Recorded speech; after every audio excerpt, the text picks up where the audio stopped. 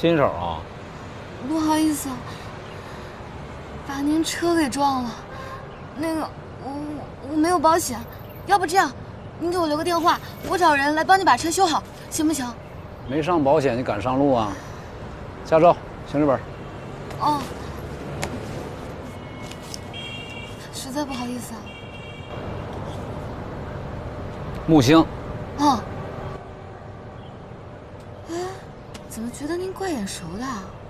前2天有个新闻说有个警察被停职了，是您吧？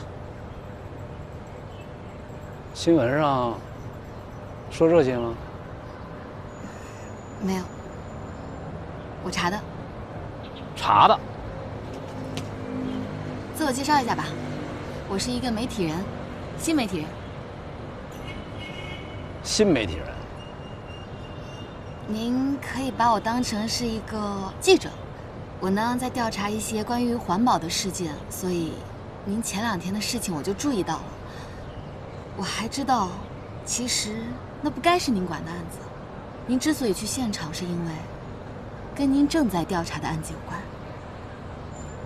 还知道什么？我知道您在调查科学家自杀的案件，我也在调查。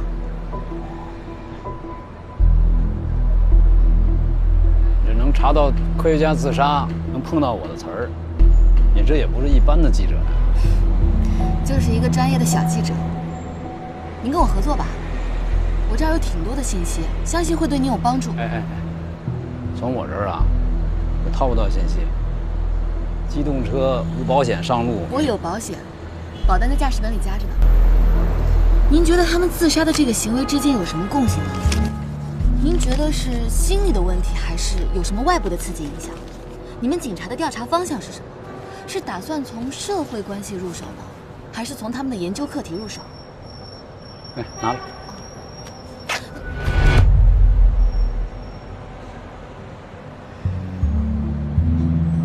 记者同志，我知道你是不小心刮到我的车，没关系，我这破车被刮好多次了，不用你赔。再见。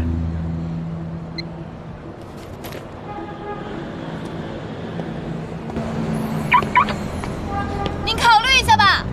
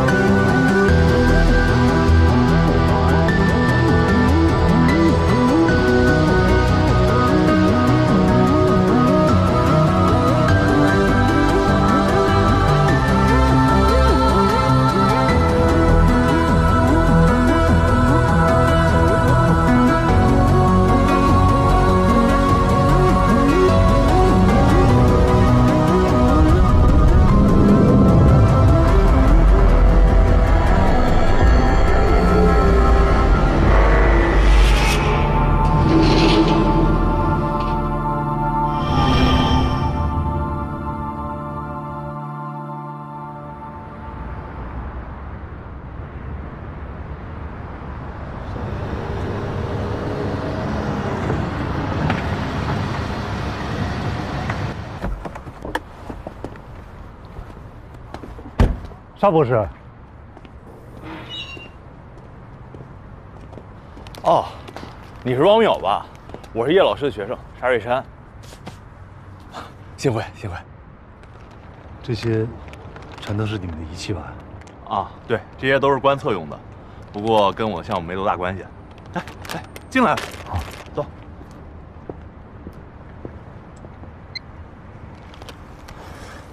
壮观吧？可惜啊，都是聋子的耳朵。为什么呀？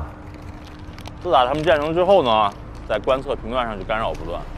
先是上世纪80年代的寻湖台，后来呢又是移动通信，那些需要米波综合孔径射电望远镜的项目啊，大部分都没有办法正常开展。应该会有解决的办法吧？解决？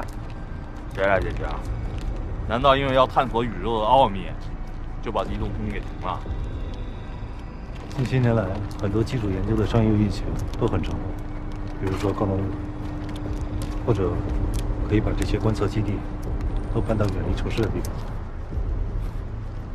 那都需要钱呢。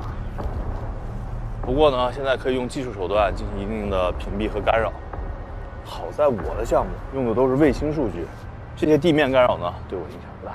走，带你看看去。王教授，这就是我实验室，我把这儿当家一样，你随意啊。我平常都住这儿。来，喝水。好，谢谢。我的实验室呢，主要负责接收3台卫星的数据，并且在这8个终端里面实时的显示出来。而我的工作呢，就是根据这些数据，重新测算出一张精确的宇宙微波辐射的全景图出来。对吧？你想了解什么数据啊？宇宙背景辐射的整体波动，能再详细点吗？就是3K 微波背景辐射整体中各项同性的波动，振幅在1%到5%之间。王教授，你不是搞这个专业的吧？不是。那你对宇宙3K 背景辐射有所了解吗？我大概知道一些，好像是在1960几年，2个美国人在调试一个高精度的卫星接收天线的时候，偶然发现的宇宙背景辐射。整个宇宙的辐射背景波动，以整个宇宙的尺度来说，几乎是微乎其微的。以最先进的 Planck 卫星的精度，即使花100万年的时间，也可能观测不到什么。而你想在今天晚上测出5%的波动，你知道这意味着什么吗？意味着什么？意味着整个宇宙像一盏坏掉的电灯一样不停地闪烁。你是在跟我开玩笑吧？我也希望这是玩笑。我想看，看看。这是宇宙黑体的波动曲线，当然经过我们的换算之后，它基本上就是一条直线了。而这个误差就是整个银河系在运动时候的多普勒效应。如果假使真出现你所说的1%的振幅的波动，那么这条线它就会变成一条红色的线，而且整个波动也会在这里实时的显现出来。我敢跟你打赌，即使到世界末日，它还是一条绿色直线。如果要等到真的一条红色的波动线出来的话，可能要比等到太阳毁灭时间还要长。按照你这么说，确实不太可能。不过没关系，既然是叶老师嘱咐，那我们就观测呗，反正也不费什么事儿。要现在开始吗？要到凌晨1点。那快了，来，你先坐一下，我去设置一下自动储存。如果说，我是说如果啊，真的出现了什么波动，确实值得记录下来。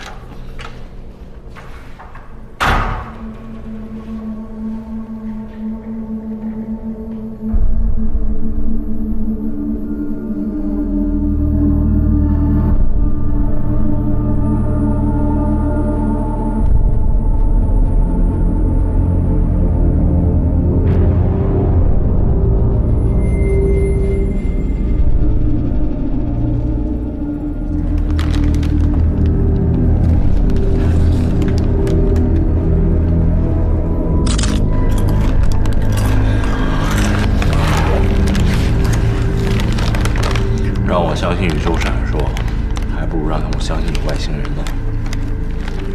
王教授，王教授，看把你吓的，吃薯片吗？不要。我那儿还有泡面跟火腿肠。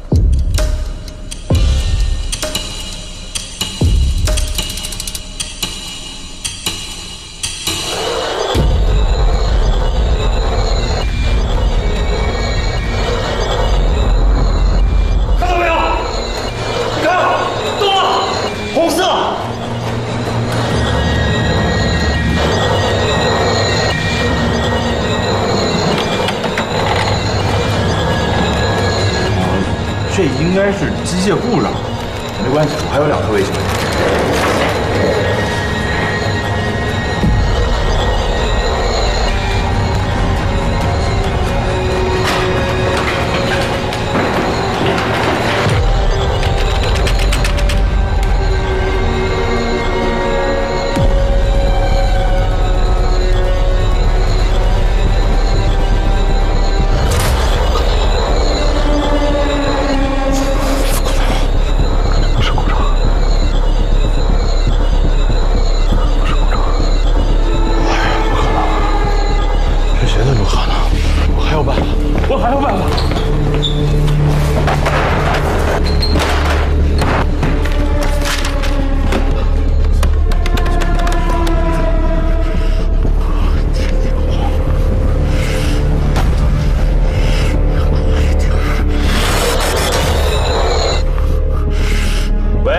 是乌鲁木齐射线观测所吗？这里是密云，现在马上给我把宇宙观测射线的数据发射到震撼中台上，快！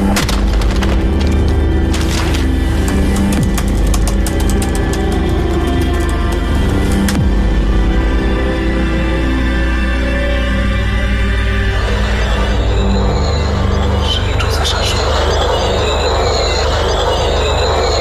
宇宙在闪烁，宇宙在闪烁。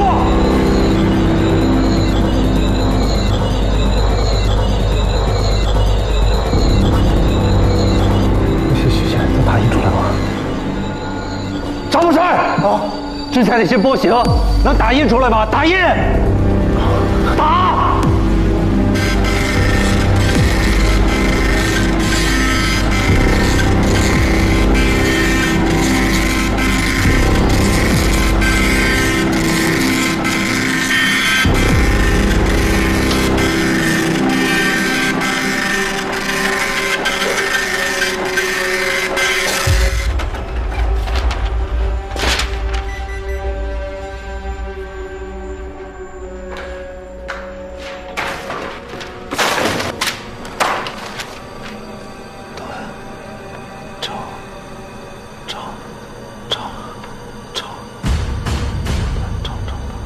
我给你个网址。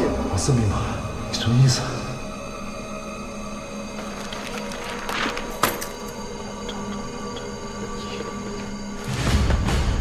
有笔没？给我打一根。有笔吗？笔有没有？哎，有。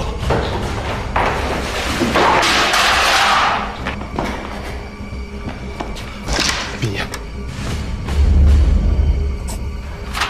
来。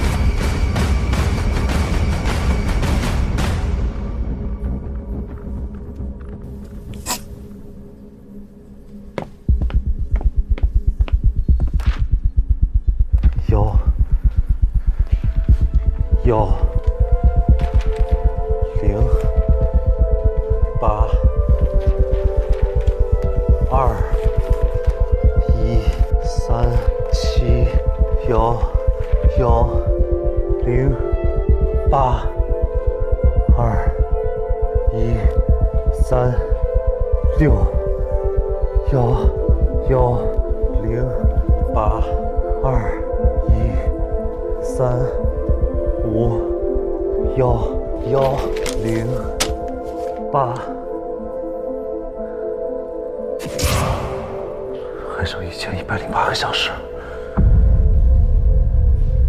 什么小时？那3天后，倒计时继续，凌晨1点到5点，整个宇宙将为你闪烁。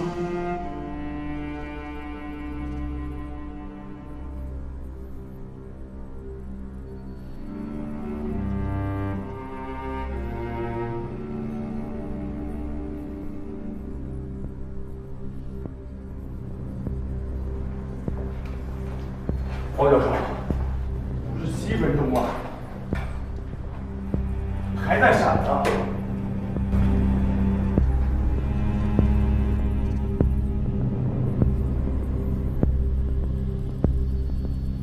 有没有可能是3颗卫星，还有地面观测站同时都出现了故障？不可能，绝对不可能啊！有没有可能是有人故意破坏？那更不可能了。同时改变3颗卫星和1个地面观测站的数据，这破坏太超自然了。就一点可能都没有吗？其实，想要证实这一切非常的简单。如果宇宙的背景辐射的波长已经达成这样，那么我们完全可以用肉眼观测它。宇宙背景辐射的波长是7厘米，比我们的可见光大了7、8个数量级，怎么拿肉眼看见？3颗眼镜？什么3颗眼镜？就是天文馆科普用的那一种。这种眼镜可以把宇宙背景辐射的波长压缩7个数量级，能把7厘米波转换成红光，也就是我们说的宇宙闪烁。如果我现在从这里出发，早上5点钟之前，能不能给我找到一副3颗眼镜？才能帮我自己去就行。我明白，我想说的是，你肯定知道很多我不知道的事情。我希望你能在时机合适的时候把真相告诉我。如果说这个现象能引发出什么科研成果来的话，我绝对不会忘记的。宇宙闪烁在凌晨5点就会结束，你也不用去深究它，不会有任何的结果。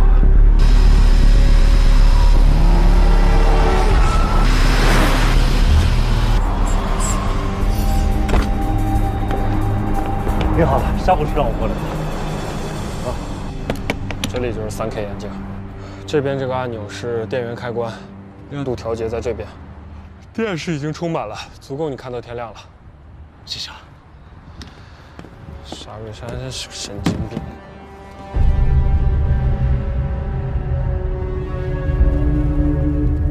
王教授，王教授，我听说最近科学界出了一些事情，是吗？是轮到我们了吗？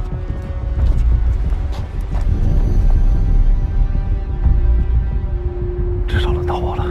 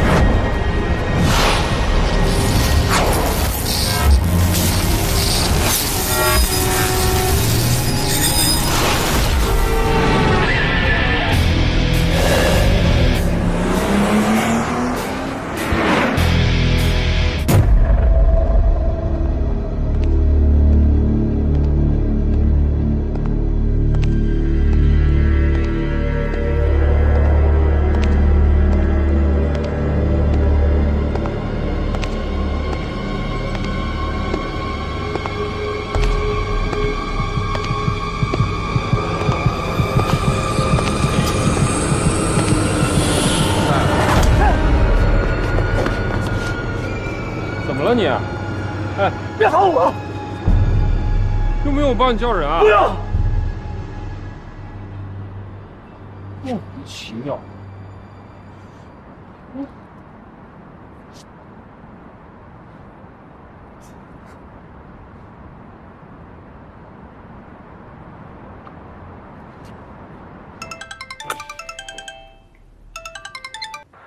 喂，倒计时的尽头是什么？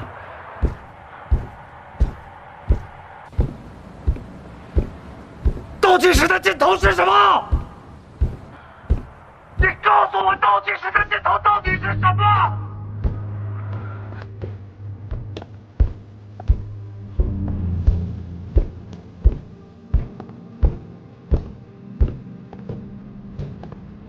倒计时的尽头是什么？是什么？你告诉我，倒计时尽头到底是什么？是什么？到底是什么？倒计时的尽头到底是什么？不知道。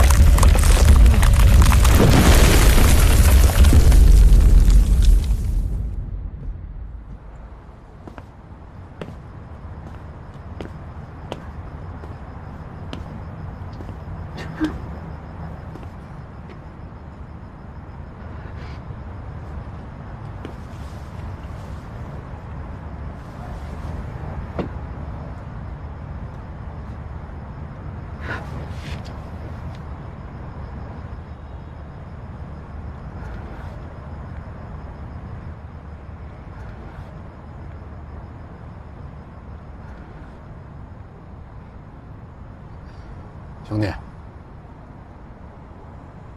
扛不住了吧？我说你不成吧，硬冲6根脚趾头。你根本就不明白。我是太明白了。怎么着？这哭也哭过了，吃饭去吧。不想吃。你不想吃想干嘛呀？自杀呀？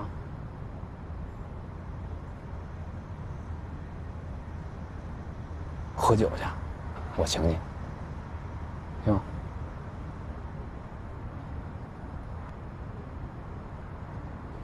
哎呀，走吧啊！我知道，你跟杨东他们不一样啊，走。你什么意思啊？我的意思是，你不敢自杀。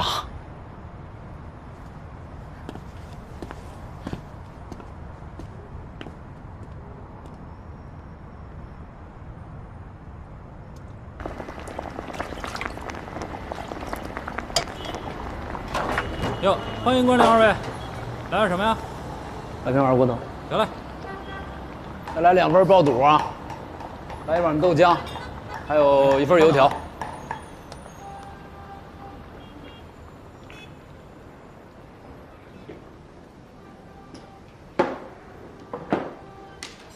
坐。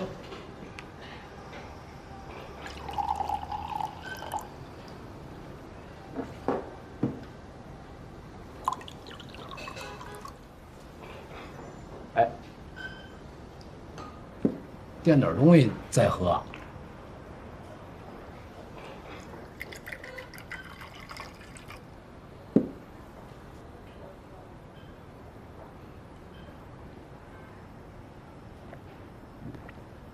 空腹喝容易迷糊。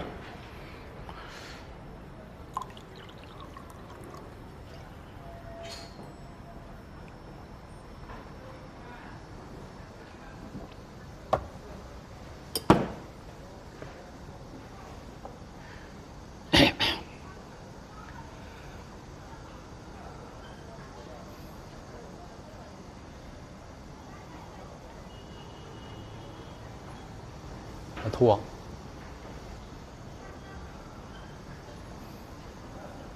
我之前骗你了，我的眼睛不是飞蚊症，而是有个倒计时在我眼睛里面。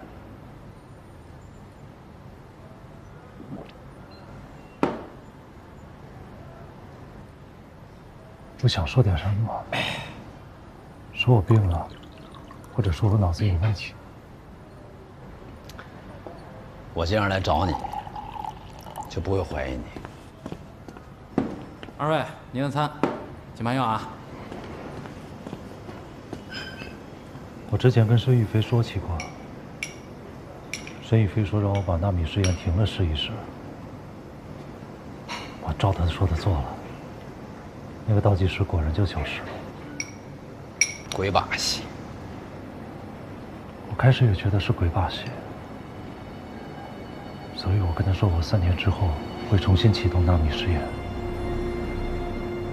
有本事他就把倒计时打到太阳上，打到整个宇宙上。然后呢？他做到了？他真的做到了。就在他规定的时间，在他规定的尺度上，分毫不差的做到了。我去了设定天文观测台。看到了宇宙辐射的数据，后来我又去了天文馆，后来我又去了天文馆，我接了3K 眼镜，我看到了整个宇宙在闪烁，为了我在闪烁。你的意思是，宇宙在冲你眨巴眼儿？啊？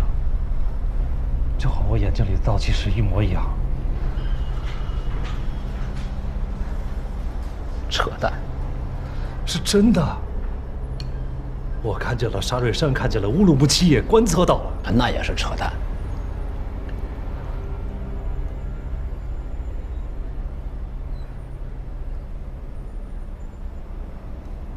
石强，你平时会想一些哲学的问题吗？我们都从哪里来，要到哪里去？宇宙从哪儿来，又到哪儿去？没有，从来就没有过。从来没有。那麻将有点咸了啊！你平时在看着星空的时候，你心里不会有一丝的好奇和敬畏吗？我夜里从来不看天。你们不是经常会值夜班吗？大哥，我蹲点值夜班的时候看星星，那监视人不跑了吗？咱俩真的没法谈。我跟你说啊，就算我有时间看星星看月亮，也不会想你说的那些哲学问题啊。我操心事儿太多了，房子要供，孩子也没找着工作啊，更别说那没完没了的案子了。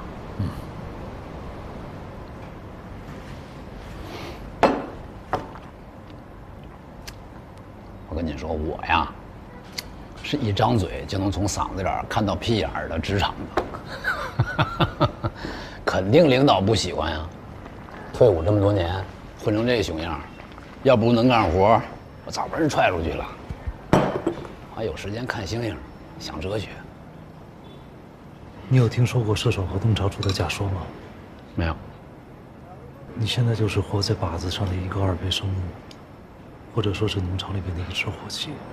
你骂我，我能听出来。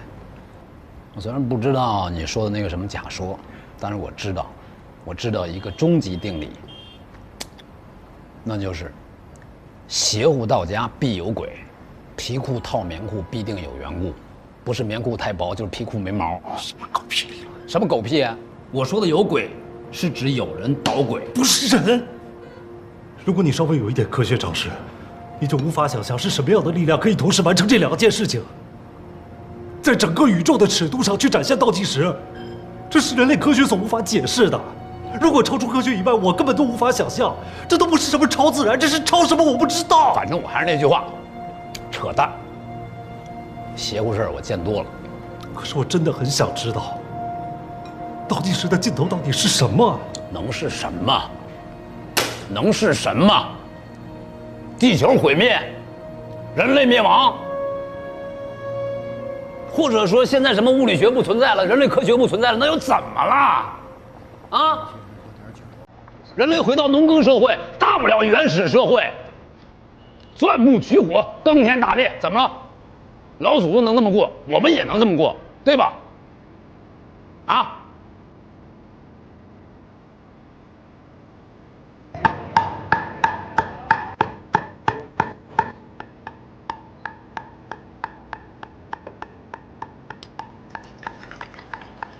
我知道你想安慰我。如果你觉得这件事情没有那么重要，你不会一直跟着我，对吗？倒计时的尽头绝不会是简单的后退。到底会发生什么样的事情？有什么是我们一定要去面对的？他们为什么要摧毁我们的科学？除了要摧毁我们的科学，他们还要摧毁什么？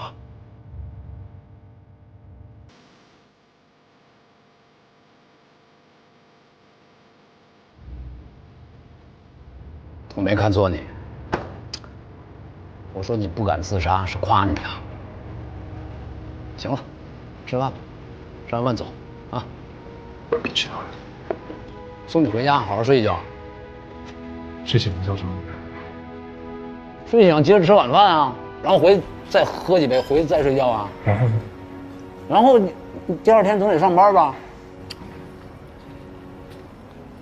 离倒计时的结束了。剩下1103个小时。哎，去他的什么倒计时吧！汪淼，我告诉你，你现在首先要站直了，别趴下，咱才能聊别的。志强，能不能把你知道的真相都跟我说了？我求求你了，行吗？就你刚才问我这话，我问那常伟思好几次了，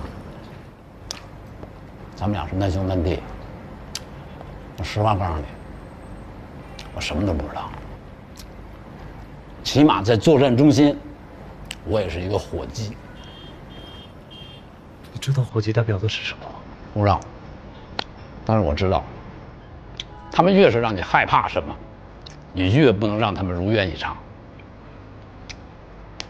现在他们针对你，所以我绝不能让你轻易的死了。来。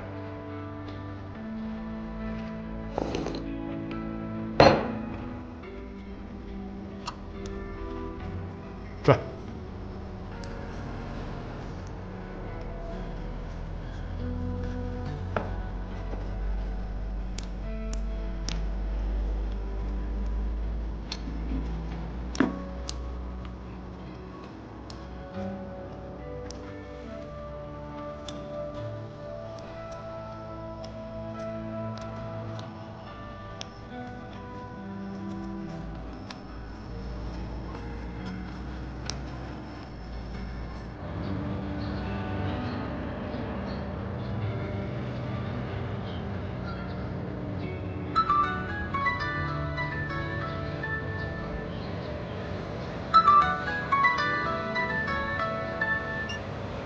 喂，喂，哪儿的？哪儿的？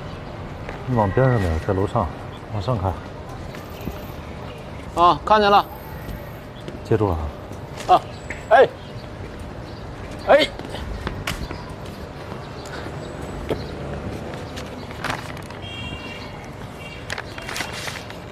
都在这儿呢。底片也在里边吗？行嘞，行嘞。你赶紧回去睡觉去吧，啊！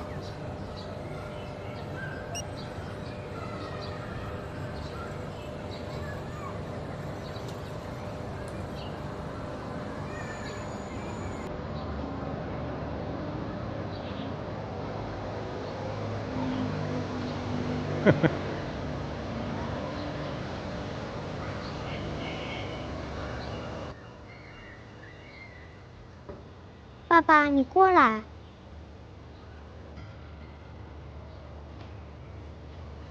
坐下。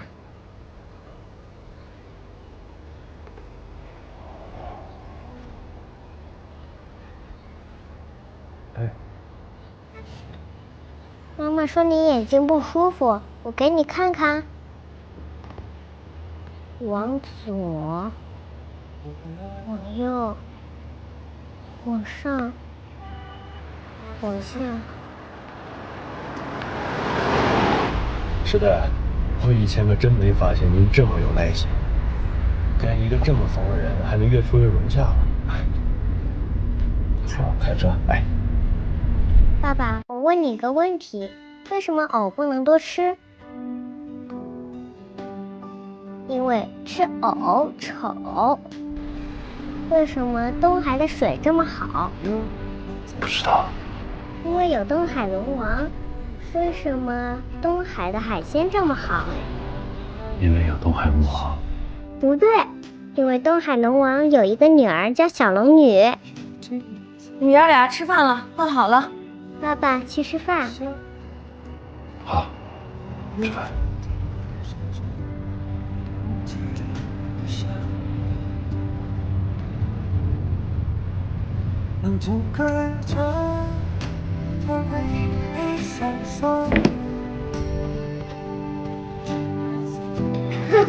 爸爸，你眼睛花了。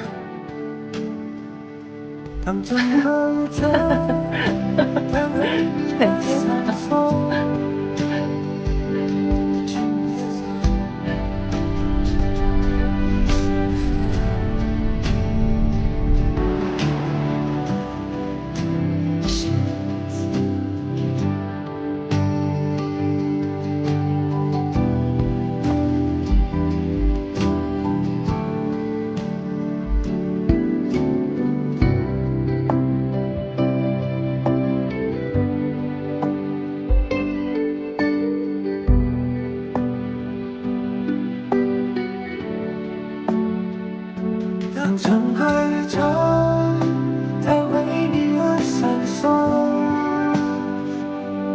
请别走，请我记得你。当睁开的窗，它为你而闪烁。请别走，只为你闪烁，只为你闪烁。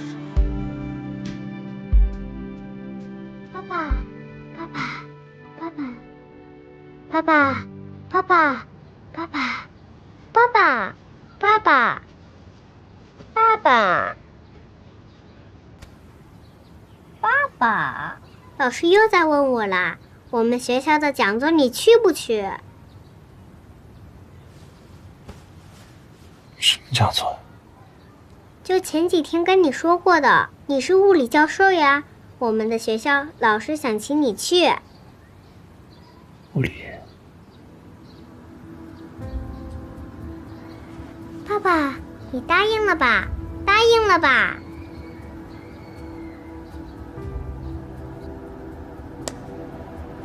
谁能接住这个球？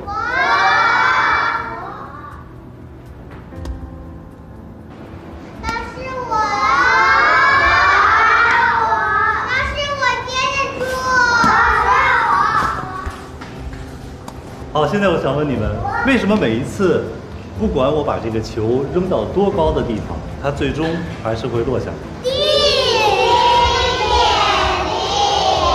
特别的棒，你们都非常聪明。这就是物理的真理性，它揭示的世间万物本质还有运动规律，探索着大自然的奥秘。物理会告诉你们所有的答案。通过计算，利用这个规律，我们降低成本的概率在3.22%左右，并且有可能突破纳米飞人无法量产的。现在全部的停机检修已经结束，我宣布重启实验。这是我们刚才扔的网球，这是一颗铁球，如果我们从足够的高度同时松手，这2颗球谁会先接触到地面？好，那现在我们数1、2、3，一起看看到底谁先接触到地面。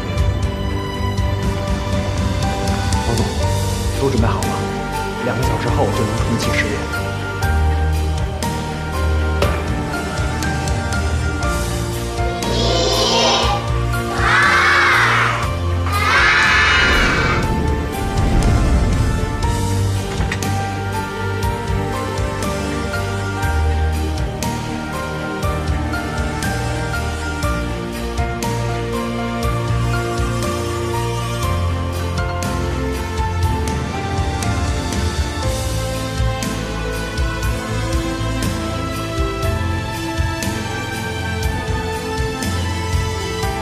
准备重启。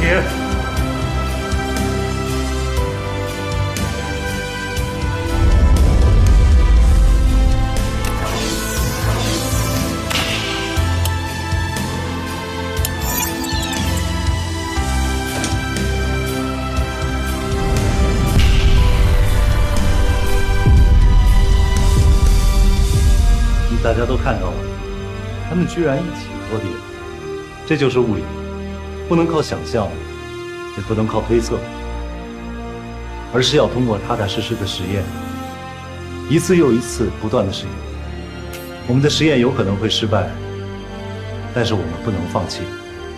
就像你们小时候学走路、骑自行车、滑冰，如果你们不小心摔倒了，你们会怎么做？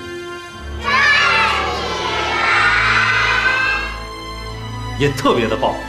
你们不会因为害怕跌倒，便停止了向前。当然，在寻找真理这条路上，绝不会是一帆风顺，一定会碰到挫折，一定会遭人质疑。但不管是布鲁诺，还是伽利略，历史最终都证明，他们在对真理的坚持是无比正确的。 让我们保持一颗追求真理的心，永不放弃。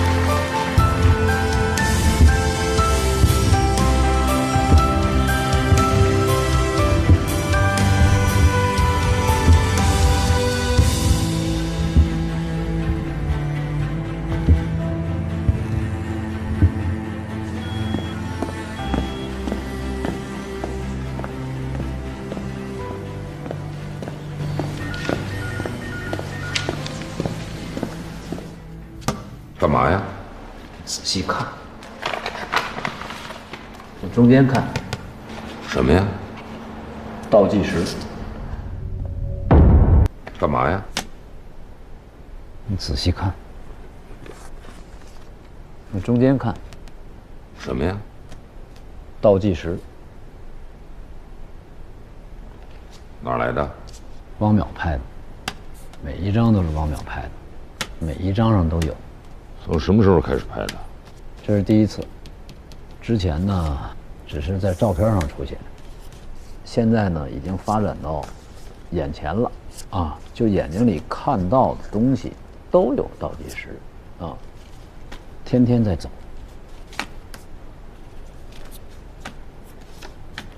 老常呢，你呢先看着啊，我呢跟你说一声。 我原来有一同事叫老田，啊，估计你也认识。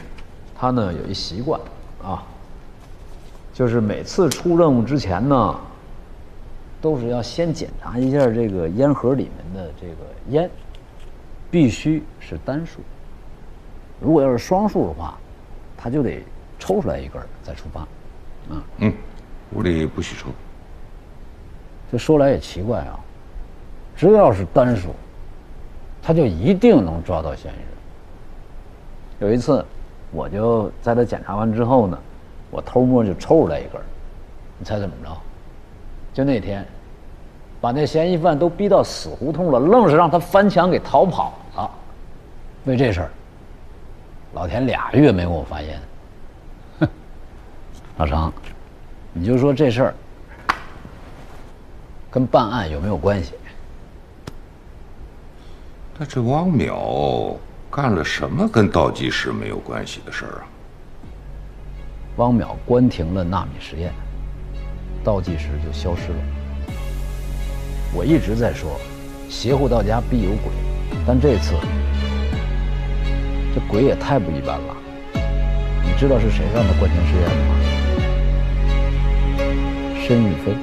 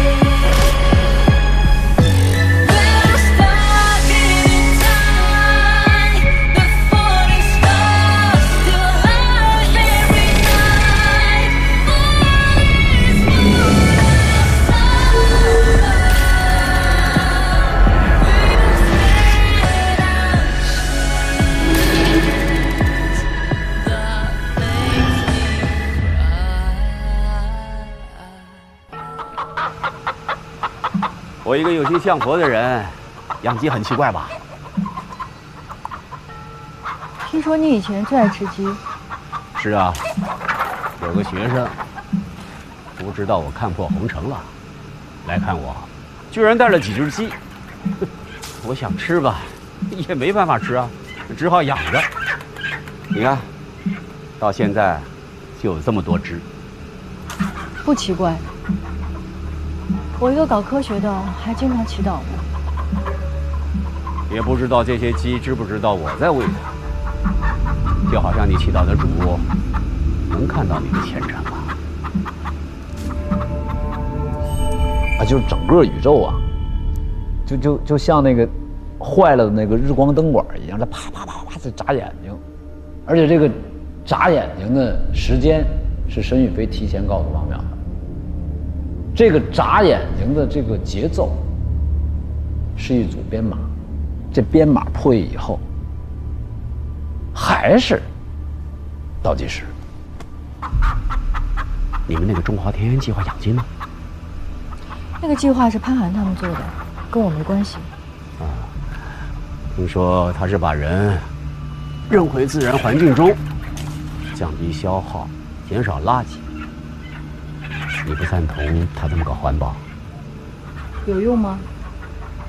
人不可能放弃城市生活，回归自然的。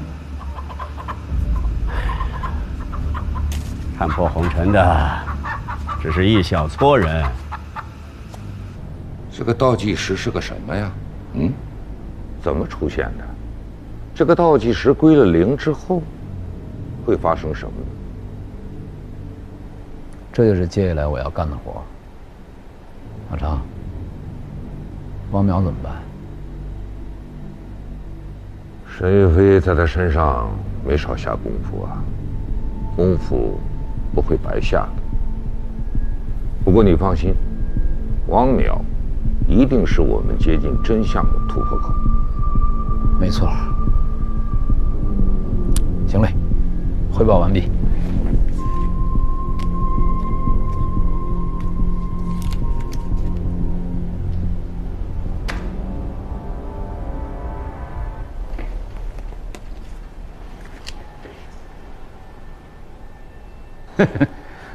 懂。给我留了个单数。走了。看破红尘的感觉如何？没意思。你们看我没意思，我看你们也没意思，所以就很有意思。有意思啊！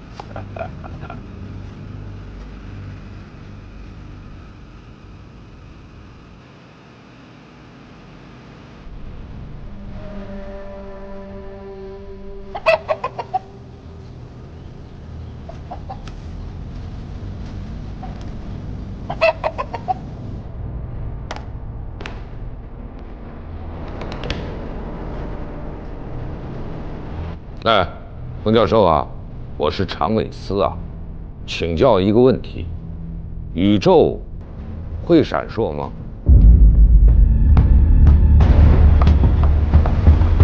已经接通欧洲、北美、非洲等各大战区。把那些照片同步传给他们。好的。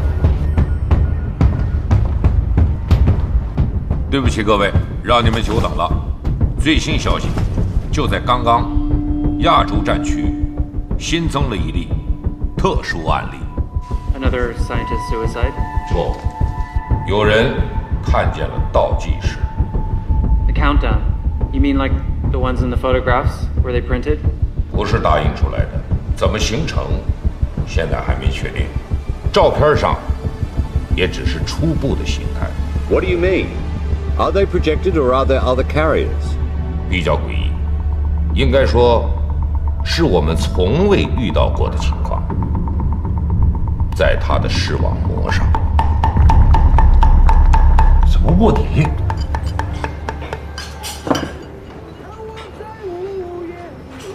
你这么理解也对。你看，所有的事情跟那个申玉飞和科学边界都有关系。申玉飞又找到你，你不做卧底，你难道还指望他们有一天找上我吗？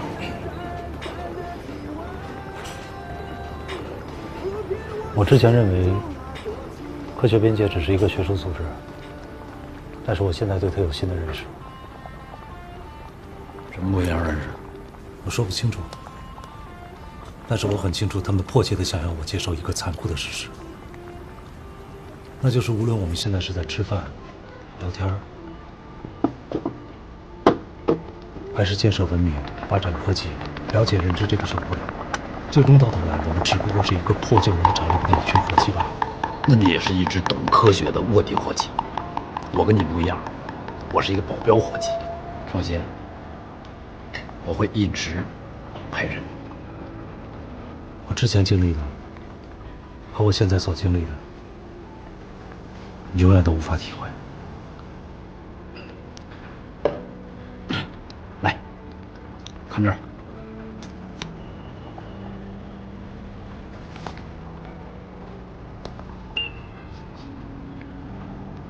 别怕，我特意找之前一朋友做的。我跟他说，我想要一个超长的倒计时器。这哥们儿是一炸弹专家，搞爆破的也只能做成这样。我呢，也不知道你这倒计时是怎么回事，反正就这意思吧。王淼，就是你归零了，我也跟着你一起归零。明白了吗？来吧，对表。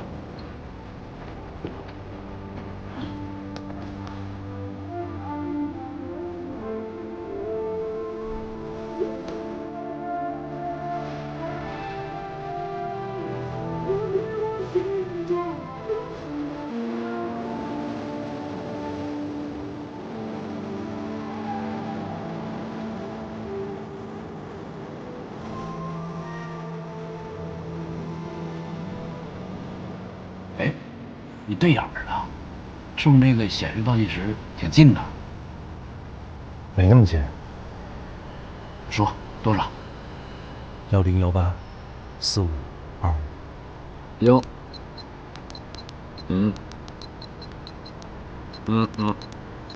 455。好。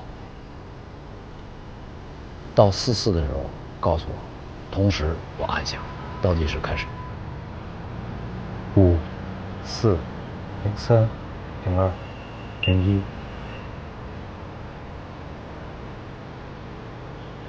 一样吗？一样。OK。起火。你看，若隐若现。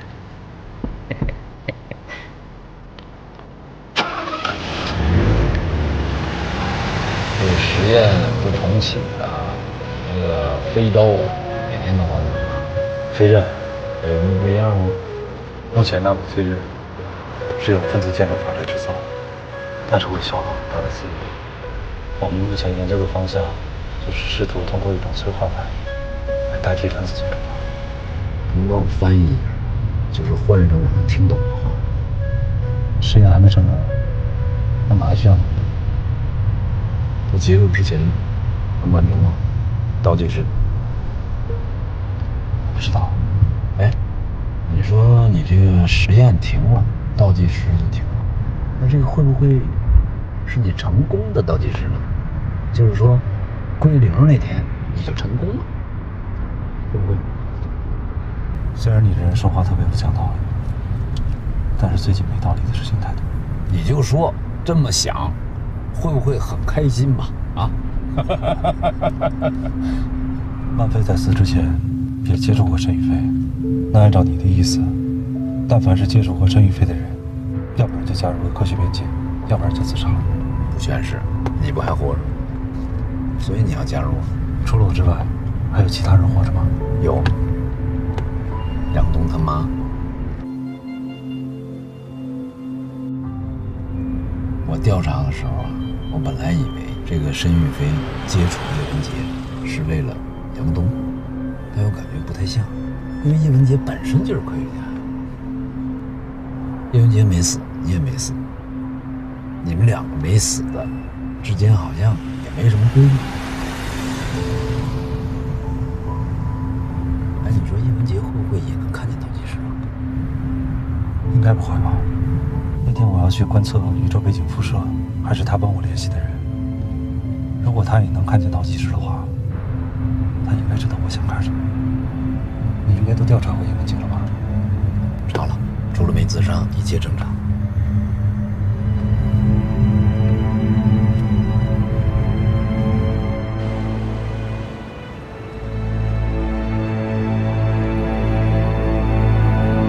这儿呢，以前是博物馆的仓库，空间很大，现在给你当办公室了。哦，仓库。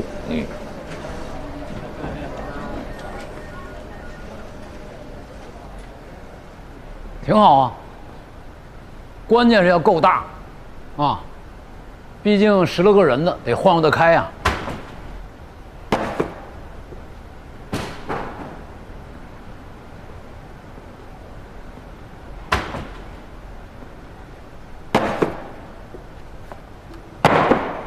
哟，这干上了。首长，我介绍一下啊。哎，不着急介绍，人到齐了再介绍，要不一个一个挺麻烦的。齐了。徐彬彬，刑侦大队调来的，以一抵10。什么就齐了？怎么就以一抵10？你说以一抵10就以一抵10啊？老常，你怎么这样啊？你这么大首长怎么能说话不算话呢？我什么事非得让你立字据才行吗？说完了吗？你不要是吧？我把人带走。走。等等，不能走，你必须把那10个人给我到位了，我才能放他走，我好歹得留个人质啊。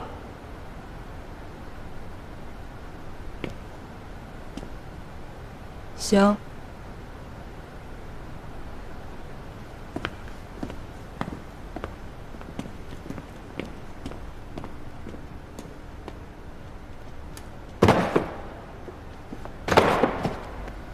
别干了。我跟老常要的是信息专家，不是打扫卫生的。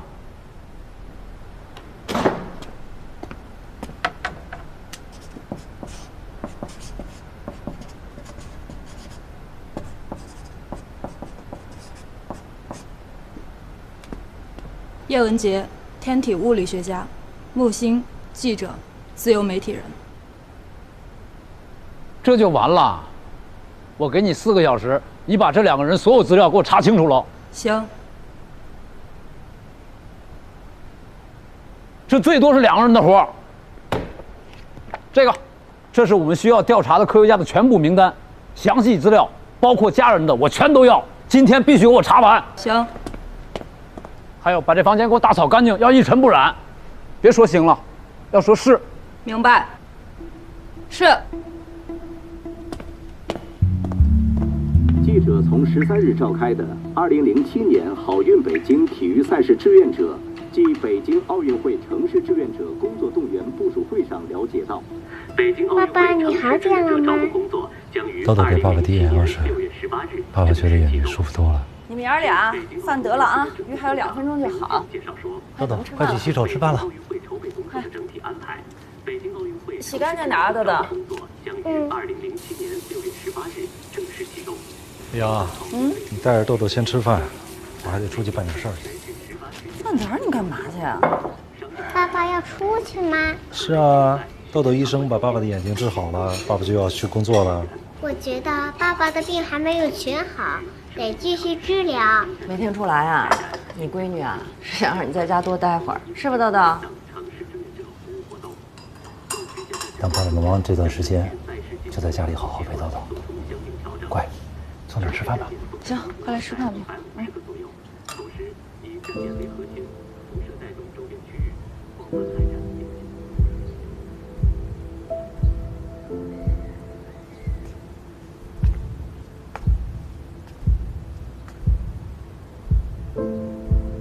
聊那鱼的时间差不多了，可以关火了。哪儿那么快呀？哟，这么准？你是秒表啊你？你啊，就是弦儿绷得太紧，时间观念太强，你这样对身体不好。今天正好约了一个老专家，不好迟到。豆豆，拜拜。爸爸再见。走了。好。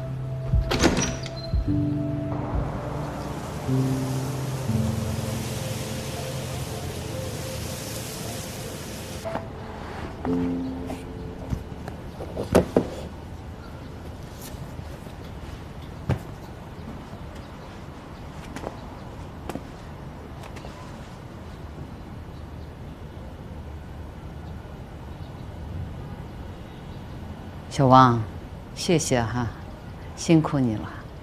叶老师，您太客气了。好，谢谢。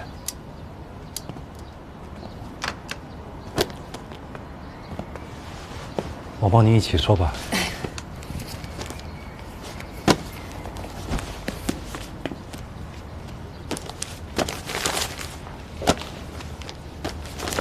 啊，对了，叶老师。前些天我认识了一个科学家，他叫申玉飞，您知道这个人吗？有印象，可能是在哪个活动上见过吧。如果我要是没有记错的话，他应该跟你一样，也是研究纳米的。是。哦，对了，上一次你去观测站。沙瑞山给我打过电话，说你们看到了一些不太科学的东西。对，正好我还想请教您呢。您是研究天体物理的，以您的经验，宇宙闪烁有可能发生吗？在我们的认知范围内，不可能。那在我们的认知范围之外呢？当科学超出了我们的认知范围，通常会被认为是歪理邪说，所以会使人们陷入恐慌。在人类的历史上，科学恐慌发生过很多次。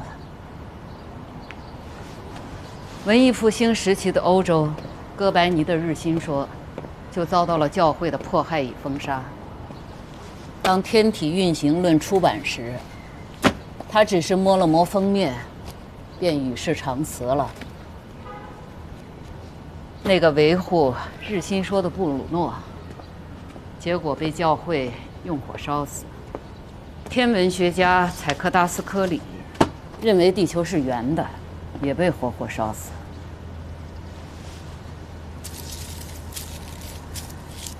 那些在我们今天看来是常识的理论，在那个年代，只会给人们引起巨大的恐慌。这就好像我们今天遇到很多问题，在明天回首看起来，有可能就像地球是圆的一样稀松平常。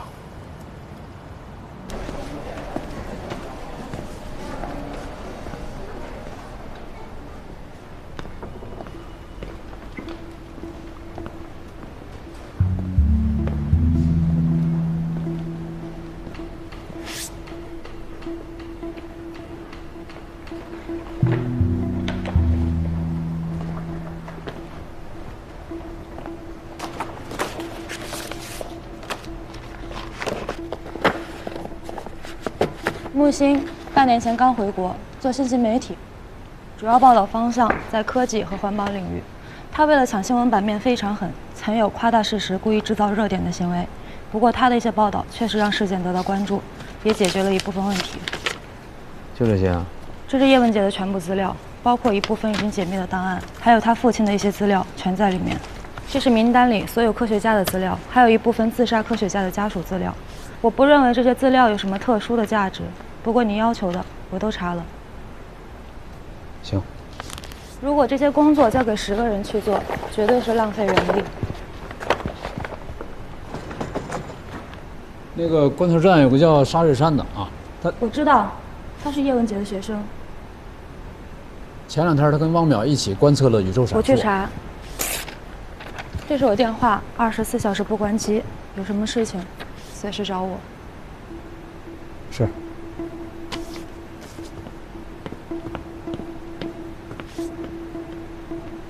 哎，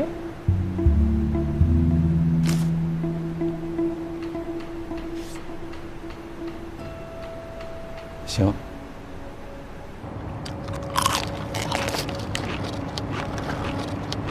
你找谁呀？你就是沙月山。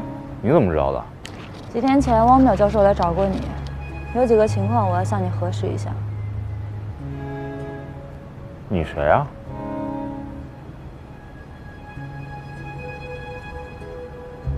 我想了解一下宇宙闪烁。不照你这么说，叶文洁就算知道自己是一只火鸡，他也会觉得稀松平常。我们2个人只谈了一会儿，但是我内心平静了很多。科学边界那套理论，不管正确与否，我现在都能接受。或许我们只是不清楚我们自己到底是谁，就像薛定谔的猫一样。猫我知道，我最近恶补了很多物理知识啊，不就是把一只猫放在一个盒子里吗？打开之后不是死了就是活的。可这不是闲的吗？这只是一个实验，中间存在很多的定量和变量。换句话来说，这是一个论证和求证的过程。有必要吗？那如果要是出现第3种可能呢？那不就是见鬼了吗？就是物理学不存在了。叶文洁相信吗？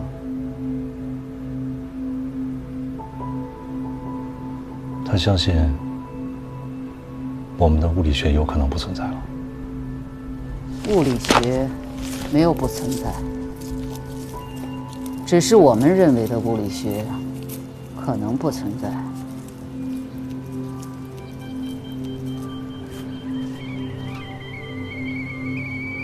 多年以后，历史会回答，我们可能是哥白尼，可能是布鲁诺，也可能是教会，也可能我们什么都不是。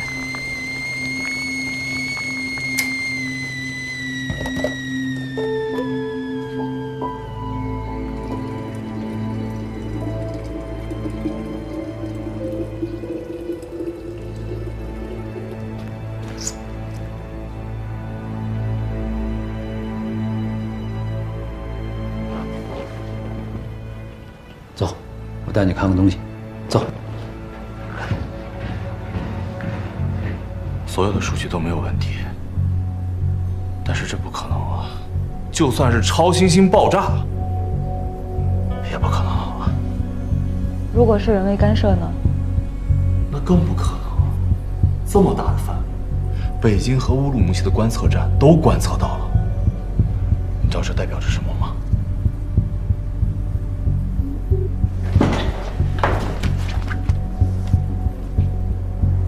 看到了吗？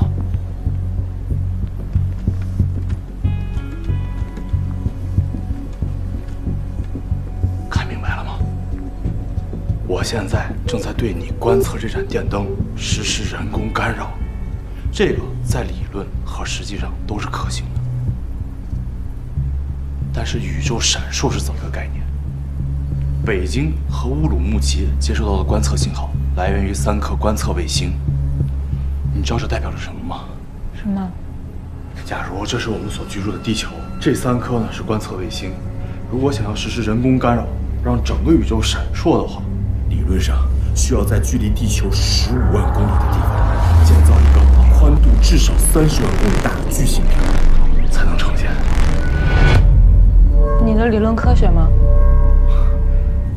科学？你现在在跟我谈科学？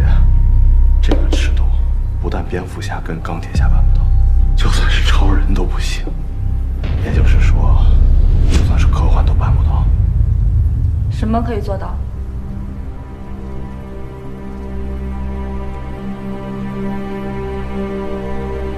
神话，宙斯应该可以办到。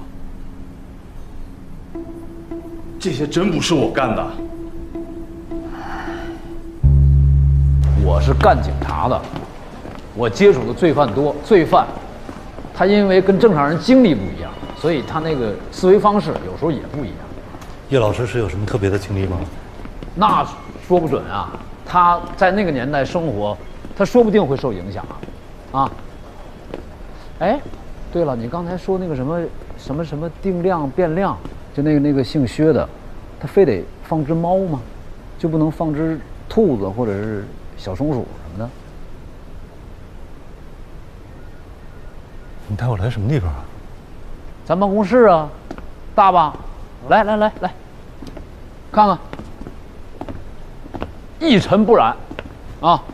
我今天叫你来，就是想让你好好看看和研究一下叶文洁的档案。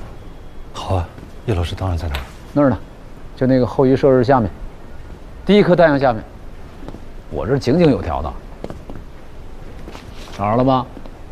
找着了。你边看我边跟你念叨着啊。叶文洁他爸爸是大科学家，反革命大科学家，当然现在已经平反了啊。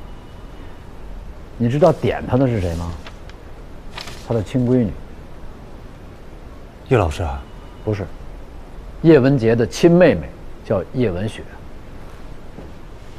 这还不算什么，真正让他完蛋的，知道是谁吗？他老婆少林啊，不是那个少林寺啊，姓少名林，都在里面。哎呦，我也在想啊，当时这叶文洁是什么心情呢？嗯，叶文洁的妹妹叶文雪亲自带着运动领头的人，把自己的父亲带走，去对他论文中体现的思想内核进行问询。问询的关键阶段，叶哲泰的老婆少林也出现了，和叶文雪一起跟叶哲泰划清界限，这对叶哲泰造成莫大的精神打击。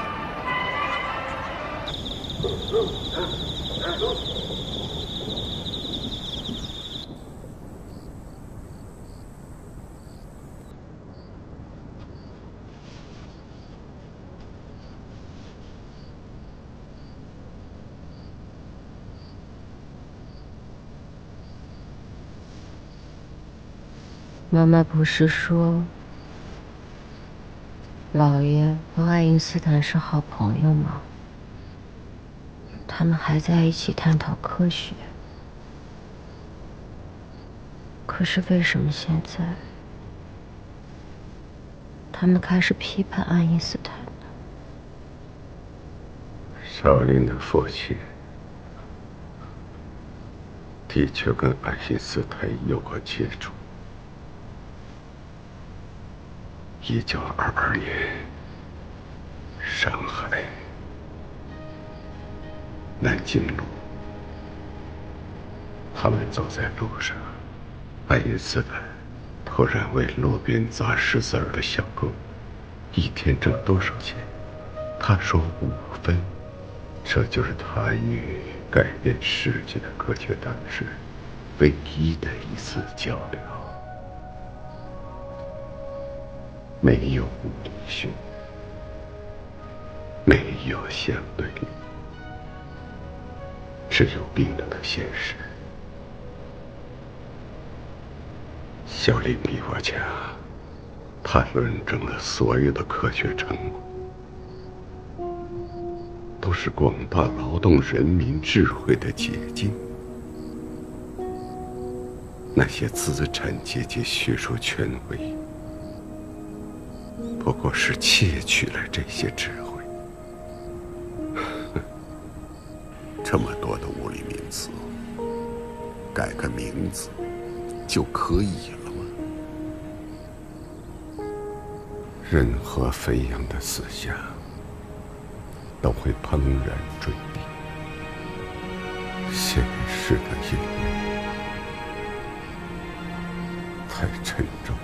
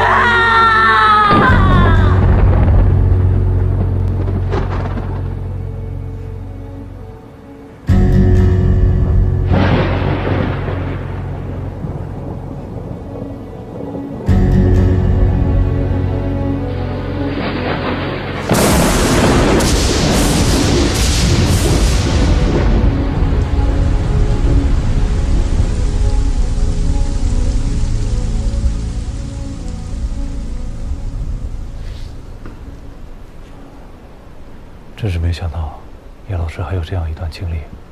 那对于杨东的去世，他表现得异常冷静，也就可以理解了。我恰恰觉得奇怪。按道理说，一个人在亲情上有所丧失，那在未来一定会更加珍视亲情。但叶老师好像并不是。我觉得，能够让他放下悲伤的，应该不会这么简单。叶老师的父亲，由于当时那个年代，所以无法再继续研究。叶老师的女儿，因为物理学不存在了，所以也无法继续研究。或许在叶老师看起来，死亡对于他们来讲是一种解脱。我们没有这样的阅历，所以有可能理解不了。不对，叶老师说跟申玉飞交集不多，但我听他跟你说的话，并不反对科学边界的理论呢。我现在真是越来越看不懂叶老师了，啊？他跟你说什么？说科学界面临恐慌已经不是第一次了。